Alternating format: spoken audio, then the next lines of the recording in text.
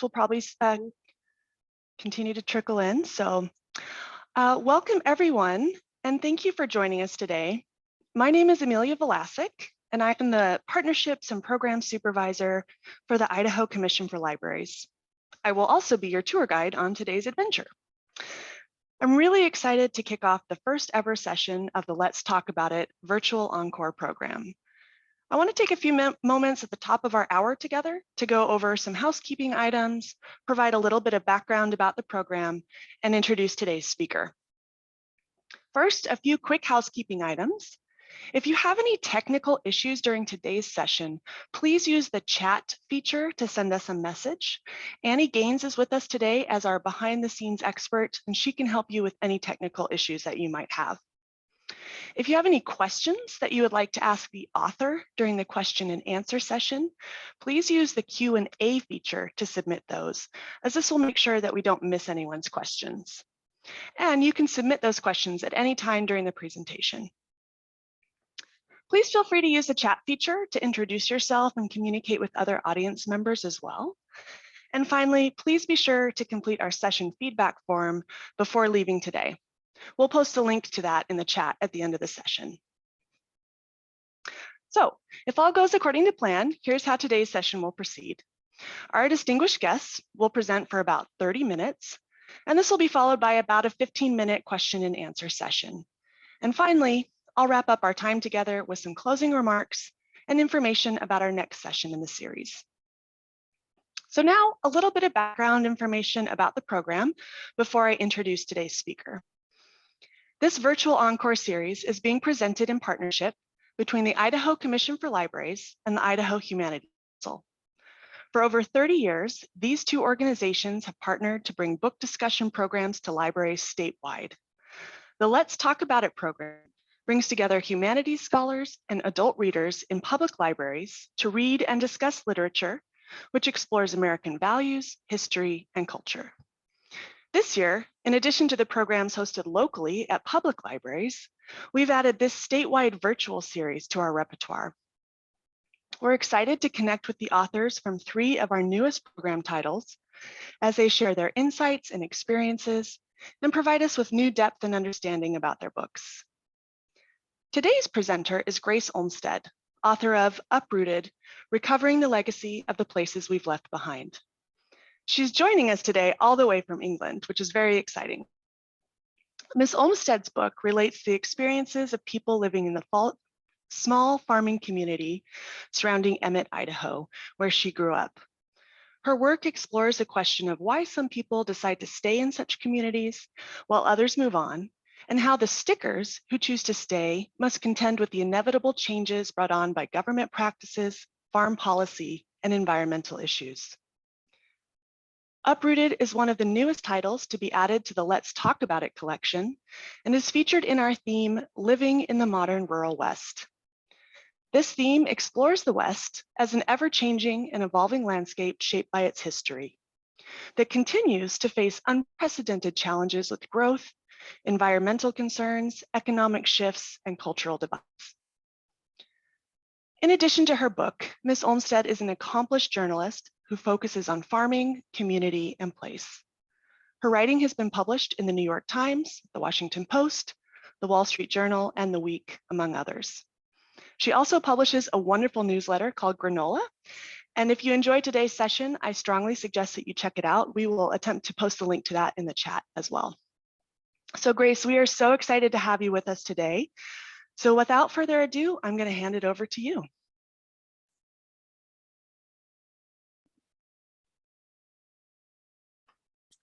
Thank you so much, Amelia, and everyone with the Idaho Commission for Libraries and Idaho Humanities Council for putting together this series and for the opportunity to participate in these conversations. It truly is a delight and an honor, and I'm really excited to talk to you all about Uprooted and to hear your questions and thoughts in the next hour. So to start, I wanted to just talk about how this book exemplifies or is part of my own struggle with the question of what it means to love a place. I grew up in the Fruitland, Emmett, Idaho area, and was very privileged to grow up in a connected and loving immediate and extended family. My family was very involved in the local community, and as my great-great-great-grandparents had moved to Idaho at the turn of the 20th century, we had a lot of local ties throughout the state. My early understanding, I think, of loving place was constructed within that environment. When I left Idaho for college on the East Coast in Virginia, about 12 and a half years ago, I felt incredibly homesick. I began to think about all those aspects of living in Idaho that I had perhaps taken for granted or not appreciated when I was younger.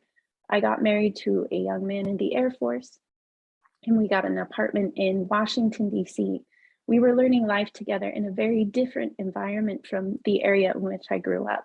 When I visited home, however, I quickly saw that my hometown in Idaho, and indeed much of the state, was not staying the same. It was changing fast. The farm towns of my childhood were already changing and struggling in a lot of ways. I think boom and bust economic cycles, the results of certain farming practices on local ecology, local water, and environmental health have had an impact on local health and well-being. The exploitation of farm and food workers has long also been, I think, an unaddressed injustice in our agricultural systems. So in the last decade or two, I think the brokenness of the food systems we've created have manifested not just in the further concentration of farmland, in the struggle or decline of farm towns, but also in their transformation. In the Boise area, the Treasure Valley, most often into kind of a growing suburban housing spread in areas that were once farm towns or agricultural land. So every time I would visit home, things had drastically changed. And I began wondering what it meant to love a place that was constantly changing, and what it meant to advocate for that place and to care for it in the midst of that change. When I was younger, I think my understanding of loving a place was influenced by surrounding consumerist culture, in which we can pick and choose a place that feels right, that looks beautiful, that ticks every box maybe on our lists of appealing places in which to live. And I think this is an understandable impulse, but I also think it can be a dangerous one. It can nurture an extractive mentality in which we are more focused on what places give us than on the ways in which we can serve them, caring for local ecology or impacting social and political change. I think there's also a danger, however, that we might feel simply nostalgic in loving a place. I write in my book that nostalgia can prompt us to view complicated and messy places with a false simplicity or sentimentality. It can convince us to return to a place that no longer exists, one that perhaps never even existed in the first place. Nostalgia can be reactionary or bitter, and can urge us to resist the forms of change that are healthy, that indicate growth. I think nostalgia can also urge us to excuse or overlook injustice or unhealthy practices in the places we love, as we avoid hard and necessary reforms in our desire to celebrate what we value. In Shelley McEwen's really powerful essay on living in the modern rural West, which this conversation is a part of, she points out that in the West during the 19th century, some immigrants, she writes, did prosper, others failed, others were exiled from their homes. The myth of reinvention is often romanticized, and it has frequently excluded the experiences of early settlers, refugees, and particularly Native Americans, whose families have lived in the West for many generations. These stories, taken collectively, speak to a West where physical hardship, emotional difficulties, displacement, and in some cases, generations of being marginalized have all been part of the Western experience. So both consumerist love of place, which has a tendency to be self-focused, and nostalgic love of place, which tends toward an idolization of past place, or both, can be dangerous. What's the alternative? In Uprooted, I suggest love for place should grow in and through the hard work of paying attention, learning more about the places we care about, and grappling with the difficult problems they face. When we love a person for a long time, we often find we love them despite or even through the ways in which they might annoy us, disappoint us, and need us. I think places can actually be quite similar. They demand a lot of us. They can disappoint us. We should be sorrowful and even angry over their injustices and their hurts, and we should be thinking actively about their needs. But the process of attending carefully to these places is, I think, a necessary part of growing and deepening a love that isn't saccharine or temporary, but long-lasting and deep.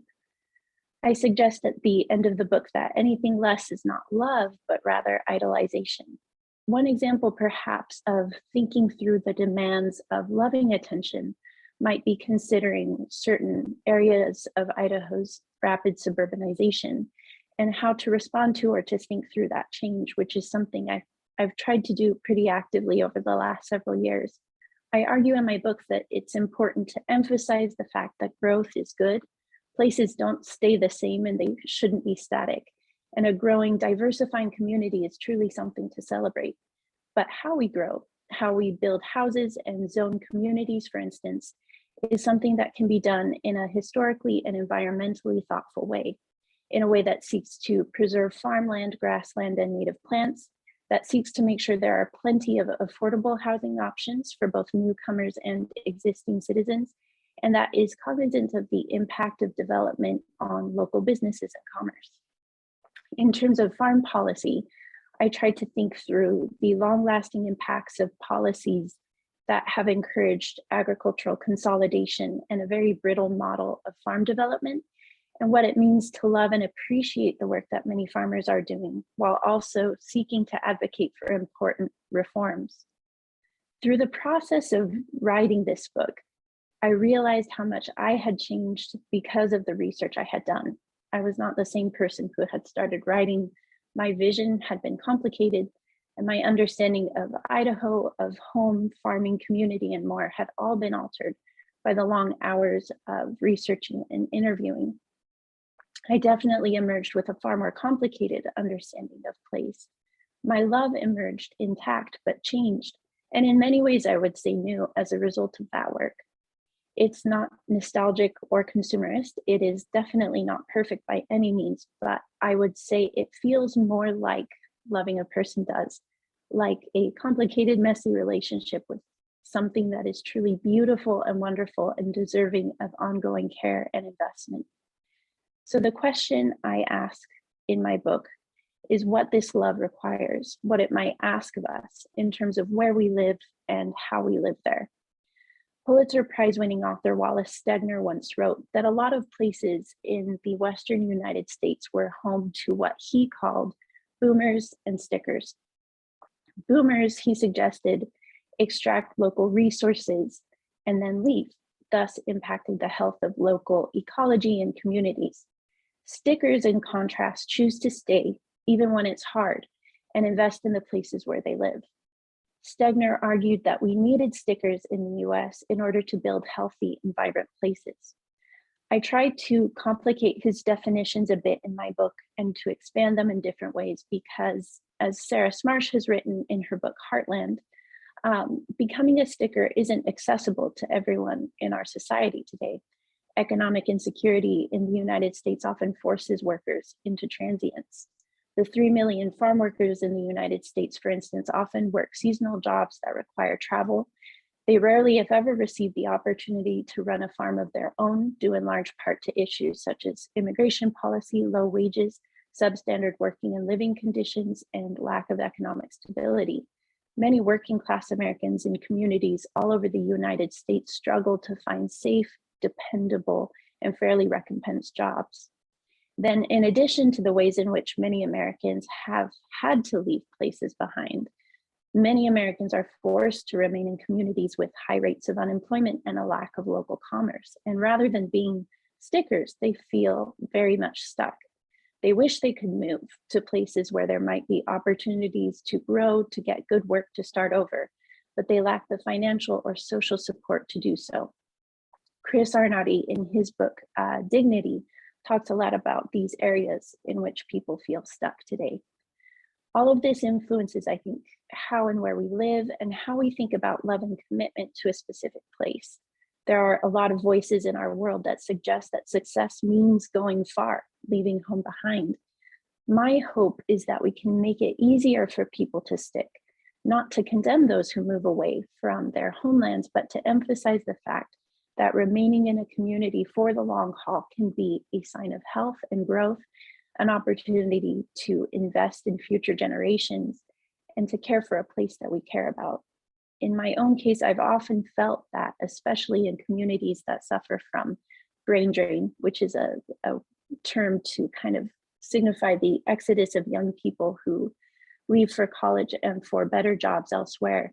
It's vital for some of us, when and where we can, to choose to return to these places and to invest in their health and well-being, if, again, we have the resources and the ability to do so. I've had the immense privilege of talking to young people from all over the United States, many of them extremely passionate about environmental stewardship, who would love to move back to their hometowns. And there are several thinkers such as Richard Florida, Maria Kafalas, and Wendell Berry, who suggest that these returners can have an incredible impact on local rural communities. So it is extremely ironic thinking about and asking these questions from Oxford, England. I have gone very far from home, and I have often felt complicit in the economic struggles of the places I love. I was very conscious of that contrast and irony when I was researching and writing my book, and felt it was important to address it, which is why Uprooted involves these memoir-like sections in which I do ask myself whether I should move back to rural Idaho, whether I can, and if not, how to justify the decision I've currently made to live far away. The authors and philosophers I quote in the book, including Simone Weil and Wendell Berry, suggest that rootedness is not about never leaving the place where you were born, but rather about investing deeply in the place where you currently are and seeking to work for its health. So I'm currently trying to live like a sticker in a place that is not necessarily home, but I would love to return to Idaho if I can. And because of all of these questions surrounding how we love places, especially places that might need care or that are struggling, I would love to be able to serve my home community more tangibly in the future. So this book is about grappling with what it means to be rooted and why being rooted might be something we even need as humans. Simone Weil suggested that to be rooted is perhaps the most important and least recognized need of the human soul. I think few of us see places and a deeply embedded life in a particular location as something we need. So I wanted to consider, why does a place itself matter? And what's distinctive or important about living in one place versus another? I can only hope that my very imperfect efforts to ask these questions and to think through their potential answers is helpful to others on the same journey. So to close out my portion of talking before we get to questions, I wanted to read a short excerpt from the book. And just as a note for those of you who haven't read it, my great-grandparents were nicknamed Grandpa Dad and Grandma Mom. So if you hear those names referenced, that's who they refer to, my great-grandpa and great-grandma, who both lived in Emmett, Idaho. Nostalgia can make us blind. It can prompt us to view complicated, messy places with a false simplicity or sentimentality. It can convince us to return home to a place that no longer exists, one that perhaps never existed in the first place. Thanks to the farmers and writers who've guided me over the past years, when I visit Idaho, I have new eyes with which to see it as it is. I am grateful for this, even when that new vision is more fraught than the old. When I look at the water of the Snake River, I can see the faulty irrigation practices, fertilizers and chemical runoff, manure pollution, and sedimentation that have resulted in its poor health. These issues have consequently also led to the death and endangerment of wild Idaho salmon, as well as the compromised quality of much of Idaho's drinking water. I worry about drought and climate change and the impact they might have on this state. On one recent visit to southern Idaho, I saw wind blowing clouds of dust off naked Idaho fields. Our car was covered in the fine particles, the earth that had no roots to hold it down. These bare autumn fields are still common practice in the state, left devoid of cover crops or any perennial roots that might help promote soil health. The dust turned the sky brown on the horizon, and I thought about the Dust Bowl we never learned from, the conservation practices we still ignore. When I count rows of corn these days, I'm noticing the growing homogeneity of Idaho's cropland, the proliferation of water-guzzling monocultures grown for dairy feedlots that further impede the health of this landscape. I'm thinking about our loss of life, the trees torn out, the sagebrush destroyed, the grasses that used to be shoulder high to a horse. The Ore-Ida factory in Ontario, Oregon, down the road from my childhood home, is a reminder of the monolithic food processing and manufacturing companies that so often control Idaho's farmers. It reminds me of the undocumented workers making less than minimum wage, of the farmers who work endlessly for less profit than ever before, and of the local markets, agribusinesses, and food suppliers that have died out with time. It reminds me that for all its claims of freedom and autonomy, Idaho and its resources are often chained to the whims and demands of vast economic interests and powers. When I talk to younger inhabitants of the state, I notice their disdain or chagrin over the prospect of remaining in place. Notice when they equate leaving with success, bravery, and intelligence. I remember my brother telling me when he was in college how anxious he was to get out of this region of Idaho and Oregon, a space that so often felt dead and sluggish to him.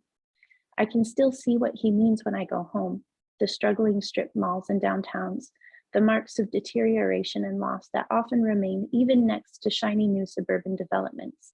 I understand why he's always grappled with staying versus leaving, just as I have.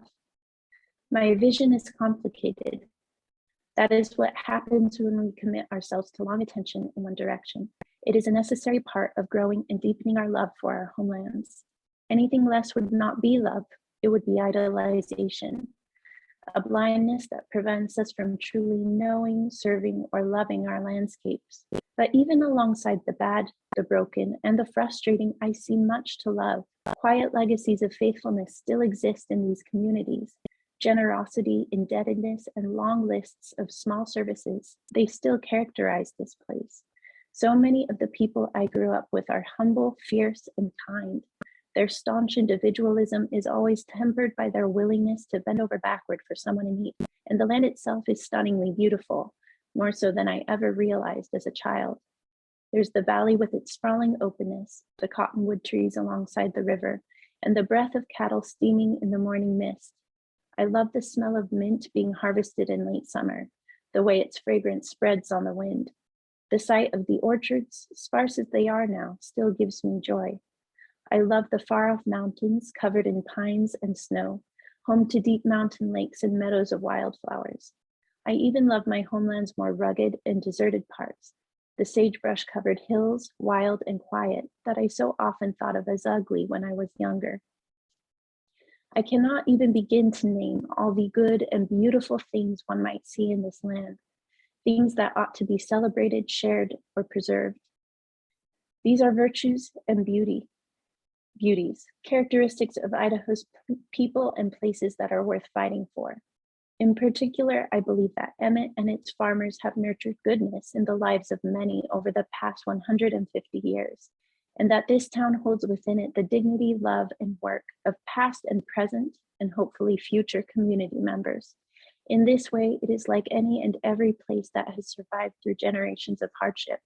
It has a legacy that is beautiful, albeit marred and troubled in various places.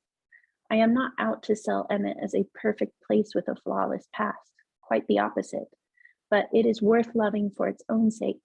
It needs to be loved for its own sake, not for anything it might do for far-flung stretches of the world, but for what it can do for each and every one of its community members. This is the only way we begin to fight off the exploitation and abuse that have so often characterized our rural homelands. It is the only way we can begin to build places that both draw newcomers and keep children in place. We must remember and prize their vital local vocation, a vocation that ought to remain paramount even as these places serve other more distant populations. I want this town and its people to have some say in their fate and in the well-being of their community once more, to be able to grow job opportunities, cultural continuity, and local food sovereignty in years to come. I want them to keep alive and perhaps even to grow both their farm population and its customer base.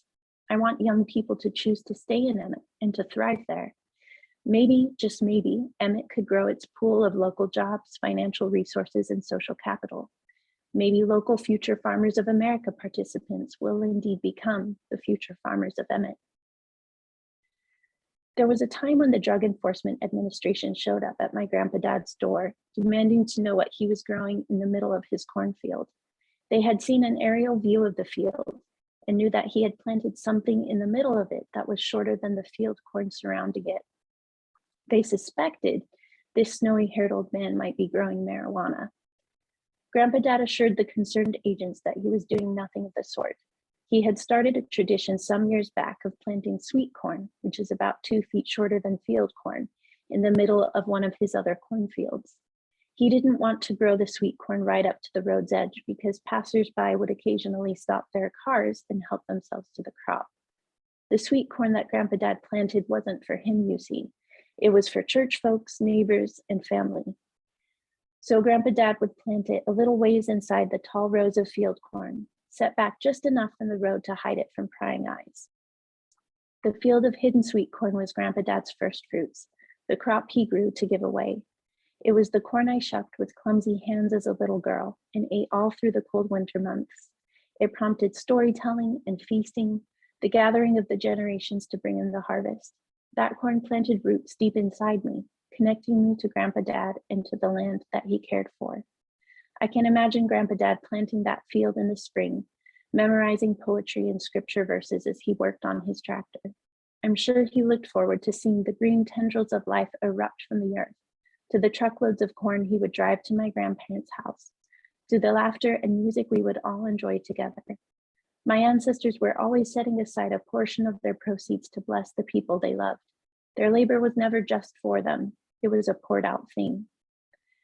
Over the past several years, I've learned that the dead can hurt or heal, urge us forward or call us back. This means that the work of the boomers, those who deplete soil and community, can result in long-lasting brokenness. It can take generations to recover from their legacy, to restore what's been depleted.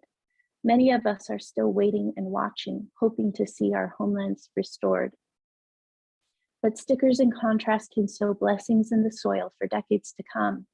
I owe much of the good fruit in my life to my ancestors' lives, labors, and love, to the chain of membership they handed down, the values they passed on, the richness they built in their community. My forebears connected me to much more than the land. They connected me to the dead who came before me and to the seasons that surrounded me. They connected me to rhythms of family, community, and virtue that sprung up in this land long before I was born. The portion they set aside resulted in an overflowing abundance of joy and grace. Edmund Burke once suggested that society is not just made up of the living, but rather serves as an association between the dead, the living, and the unborn. To be indebted is to see oneself as inseparably intertwined with the duties and responsibilities of this membership. We are never entirely solitary or self-determining in this life. Everything we have and are is inescapably tied to those who came before us. That doesn't mean we cannot make our own mark on this world, that we cannot forge new paths for ourselves or for our families, but it acknowledges the fact that we are part of a community that is larger than ourselves and that this reality comes with responsibilities. We Americans often delight in seeing ourselves as self-made, as mavericks. We often don't want to acknowledge that we might owe something to the past or to place. But I think Wendell Berry is also right. We should take our membership seriously, considering those dead and alive who have made us who we are, and considering how we might further their work in the future. The past is never fully past, not for the soil and not for us. Thank you all so much.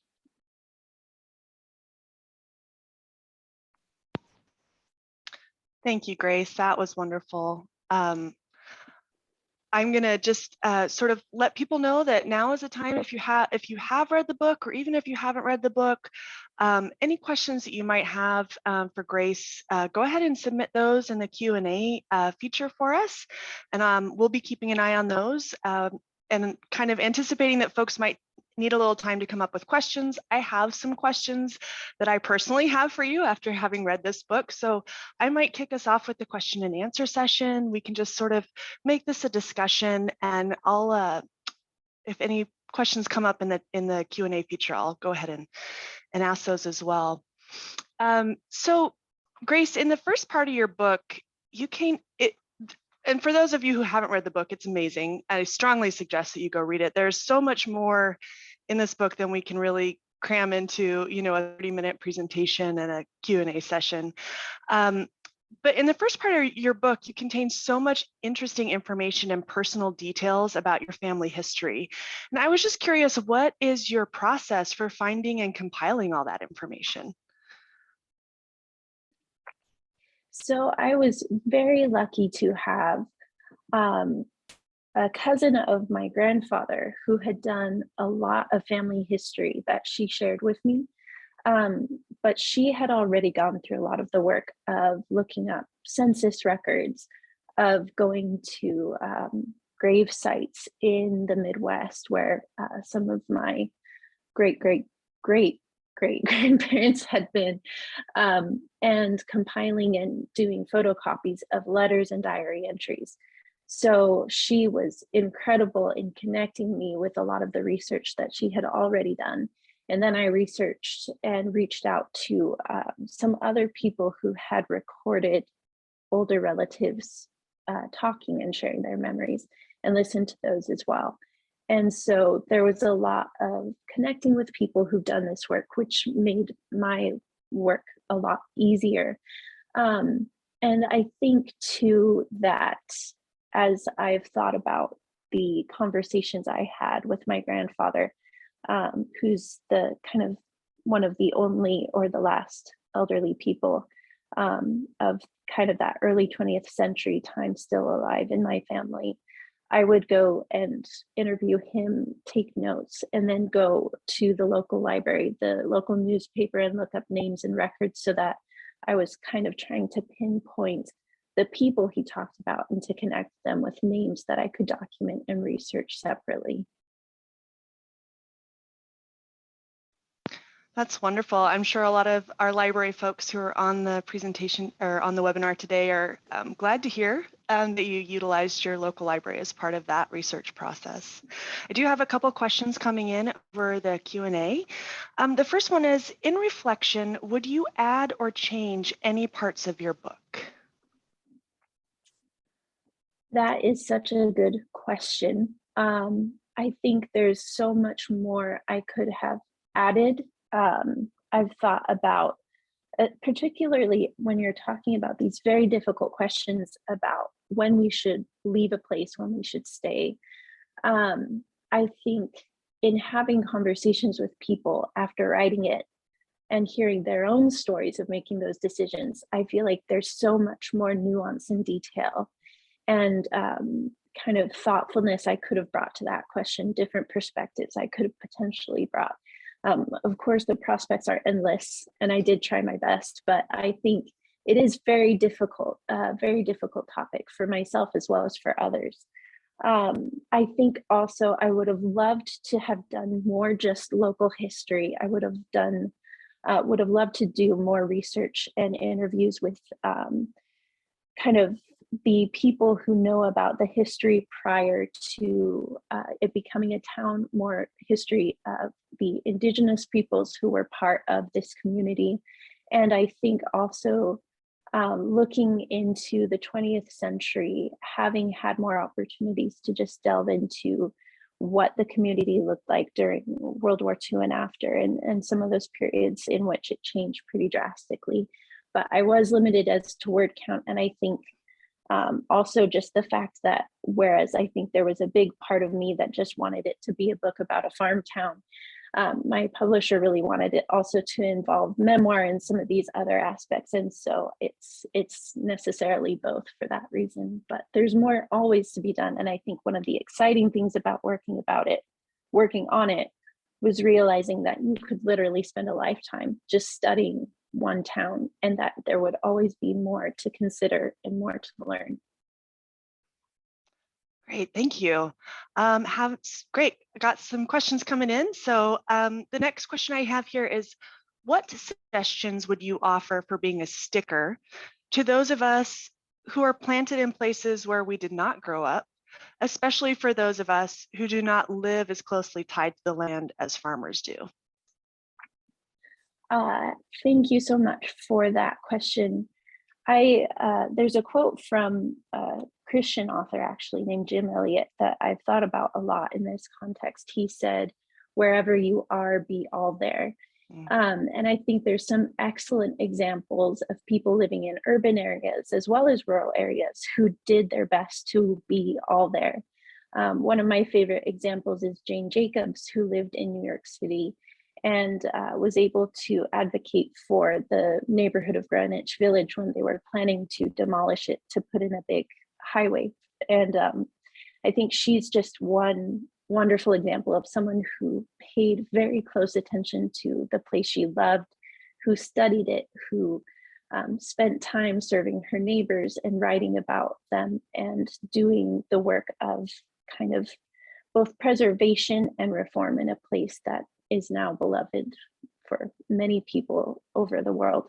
And I think that question of how we can pay attention, advocate for our neighborhoods, and just be a good neighbor is something that depends on your situation where you live, but it's one that has universal application in the sense that, like Jane Jacobs, or I think like Grandpa Dad, there's these small tangible ways that I think we can love the people around us.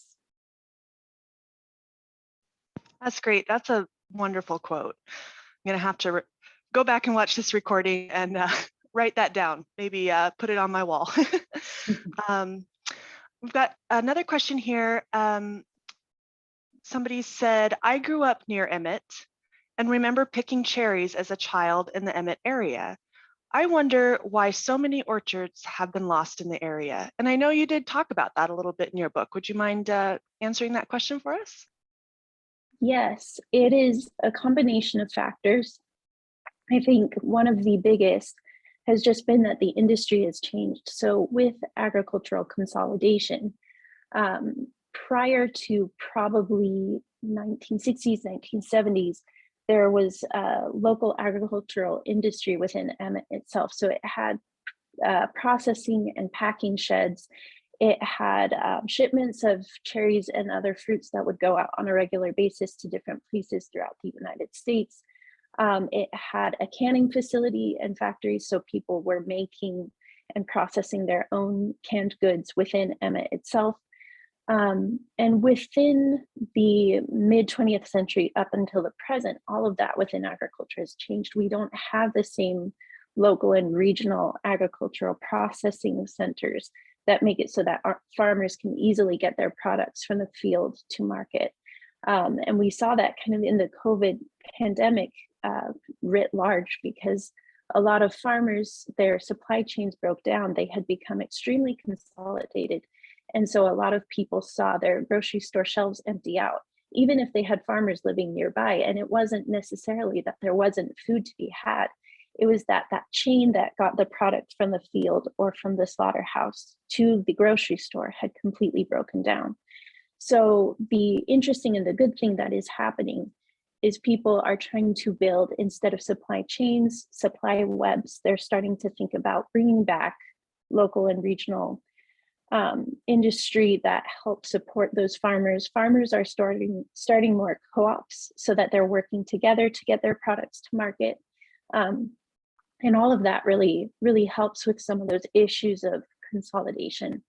The other side of that in Emmett is that there was a freeze in, I think, 2013 that killed a lot of trees, and they would have been more expensive to put in than the profit they would have actually produced. So a lot of farmers switched at that point. And then in addition to that, you do have people pulling out orchards to plant corn because corn is subsidized, because corn is reliable in terms of the crop insurance and the different forms of federal support that you can get. And so in a lot of instances, that also has impacted what people choose to grow and kind of the decline of orchards in that area. So I think the numbers are in the mid 20th century, I think Emmett had thousands of acres of trees, if I'm remembering correctly, somewhere between 2,000 and 4,000. And now it's down to about 200. So that's a big loss that we've seen. Thank you. That was really informative. Next question I have for you is, have you received any pushback to some of your more critical observations about living in your hometown or in rural West in general? That's a great question. I think that there are always people who I think don't necessarily understand the idea of being a sticker or being rooted and why necessarily matters. And there's a lot of reasons for that. And there's a lot of people who have lived excellent lives, have served lots of communities, and have not stayed in one place. And so there can be aspects of that vision that they might see as romantic, and that they might kind of push back against. And I think for understandable reasons.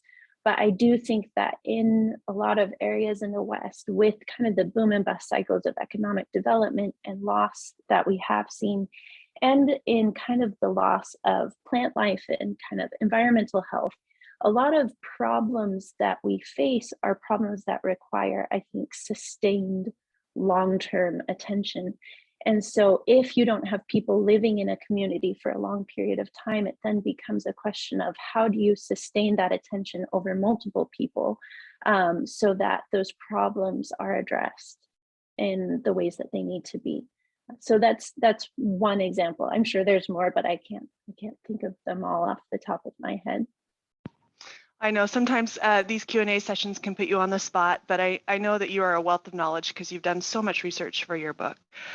We do have still some more questions coming in, so we'll keep answering them until our time runs out. The next question is, do you think you would have been able to develop to where you're at creatively and professionally if you had not left your hometown?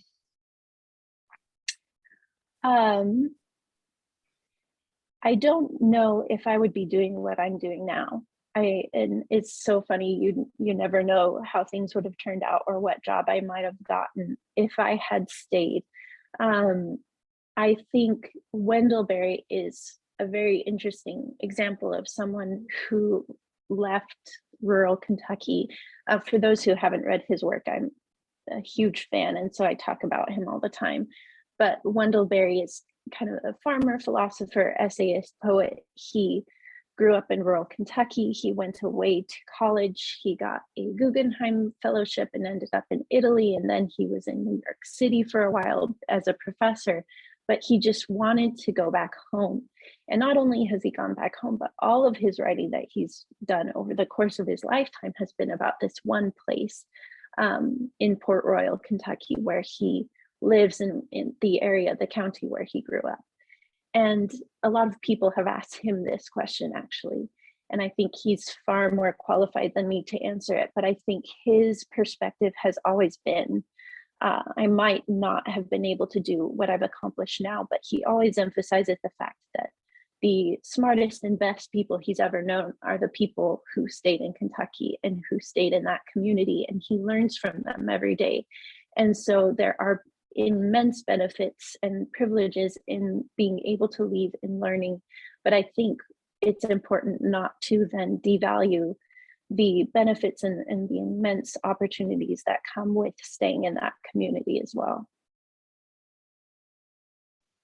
Thank you. I've got one more question in the Q&A, and then if we don't have any more come in, I have one more of my own I'd like to ask. So somebody here said you, excuse me, you raised an interesting issue of farming in your previous response, that of subsidized farming. Would you expand on it more? What value do you see and what problems? So I've done some research into the Farm Bill, into different aspects of federal farm policy, and I try to address some of them in the book, although there's a lot of various and very complicated aspects of it that are hard to cover even in 200 some pages. But basically, I think that the Farm Bill that we've created has supported a very brittle model of agriculture. one in which we've subsidized and kind of facilitated the consolidation of farms, so that instead of having a lot of farms who work together in kind of that co-op model in which farmers have a lot of local support and the economy, the local economy is being supported to do diversified things and to have lots of people investing in it, you instead have 1 to 2 people working on thousands of acres entirely by themselves.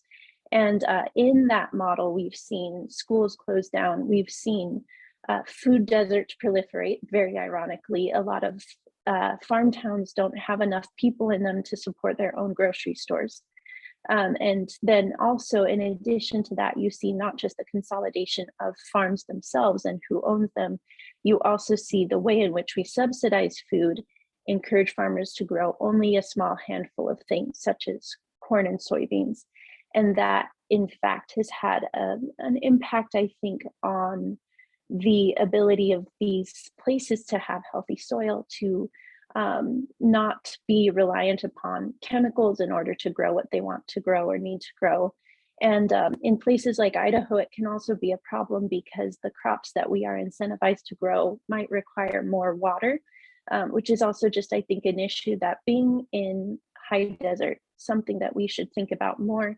And a lot of people who work on water issues in the West are currently trying to draw attention to.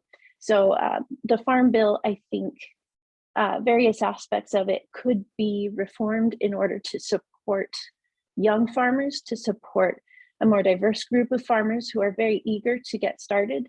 And I think that there's a lot of good work that could be done also in supporting those local industry clusters, those food webs, supply webs that I mentioned earlier. And I think there's a lot that we could do and hopefully will do in the future to kind of help support farmers and make it so that we don't have the current system that we do. Thank you. And yeah, for those folks who haven't read the book, there is some really great research and interesting background on sort of those cycles and the implications and the outcomes of different farming programs implemented by the government. And it's really interesting to see how those things have played out over time. We do have one last question. And I think this will be our last one in the interest of time. So somebody asked, you actually grew up in Fruitland, but your ancestors are from Emmett. How does Fruitland compare to Emmett? And is one or the other the quintessential Idaho small town? Yes, I did. And it's so fun that you actually noticed that, because not everyone does. And it can be confusing. I've been asked why Emmett and not Fruitland. And I think the primary reason was because up until my dad, everybody else had kind of lived in Emmett. And as a farm community, it's also very interesting because it's walled in, kind of hedged in by mountains, and it's in its own county. And so it has some very interesting and distinctive aspects of its landscape that have influenced its farms as well. In fact, they've, I think, stayed smaller in part because of the way in which fields were laid out and the ways in which the valley is kind of hemmed in by the mountains that surround it. So the foothills as well. So it's an interesting place and was a wonderful place to kind of think about in a lot of depth. Fruitland is very close to Oregon, and I think its history is very much also that of a farm town. The irony of the fact that it's Fruitland indicates that it was also an orchard town and that it is not anymore.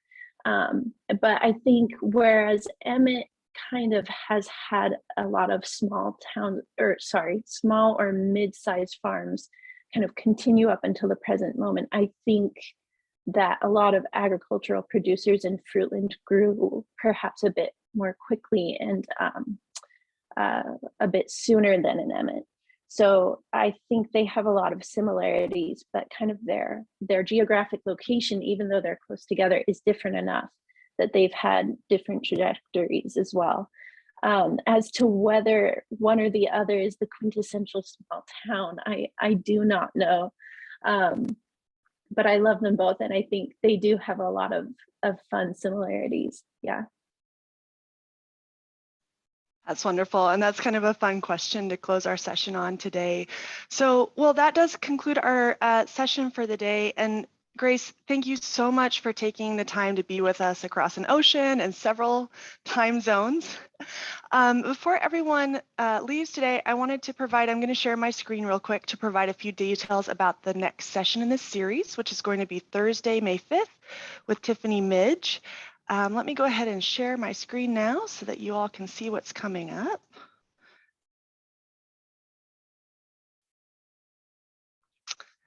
And so Miss Midge is the author of the book Bury My Heart at Chuck E. Cheese's, which is a new title featured in our theme called Form and Fluidity, Writing in the New Millennium.